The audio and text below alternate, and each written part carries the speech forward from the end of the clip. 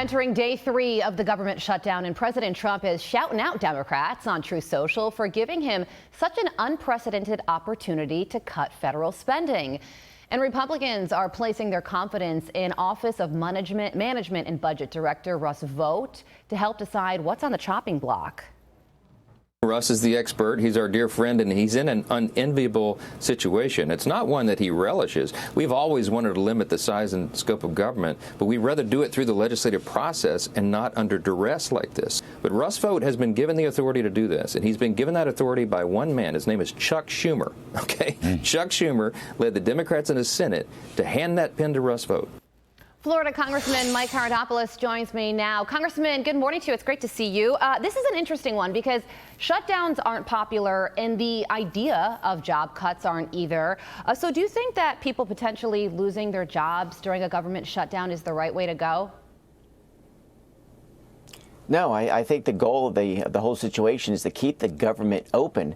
Think about it in the most general way. People pay taxes. They expect services. It's that simple. Unfortunately, Chuck Schumer has forgotten his entire career at this point, where he said that literally shutdowns are idiocy. Well, welcome to that reality now. And so with this reality, we're going to have to look at tough decisions moving forward.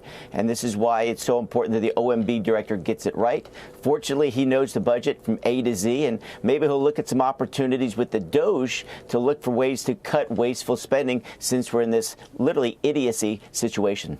Yeah, we showed it just a minute ago. The president posted on Truth Social yesterday morning, I have a meeting today with Russ Vought to determine which of the many Democrat agencies, most of which are a political scam, he recommends to be cut, and whether or not those cuts will be temporary or permanent. So which agencies and jobs, Congressman, do you think are on the chopping block? Well, I think that one that's really ripe for this is some of the foreign policy money that we spent. Marco Rubio has done a remarkable job as Secretary of State, but there's a lot of these programs where we spend money overseas that don't really give benefit to Americans right here at home. And so I would think he'd be looking at those programs. He also wants to make sure that any DEI programs that are still floating around are still eliminated. We want to focus on growing the economy. And what's frustrating for me as a new member of Congress is that we're finally on an economic roll. The economy is growing at 3.8%, a number a lot of people thought never possible. We know about the record stock market right now, booming. We know also about interest rates coming down and trillions, not billions, but trillions of dollars being invested here in America. And what did the Democrats choose to do? To shut down this economic roll. I hope that the Democrats will find the votes today to finally open up the government. I think it's pretty optimistic. Of course, now we have 3 Democrats that are on our team in the Senate. Let's get this government open and continue this economic roll that Donald Trump has brought in and what Republicans promised back in November. Yeah, and the president could say, listen, Chuck Schumer, Hakeem Jeffries, if you don't want these cuts that could impact people in your own party, send a couple Democrats our way in the Senate and let's reopen the government. Maybe it won't happen. Could that be the strategy here? It's got to be, right? I mean, you think in a most common sense way, why would people want to shut down the government? I mean, in the end, this is what a lot of viewers don't realize sometimes, is that these people have been furloughed.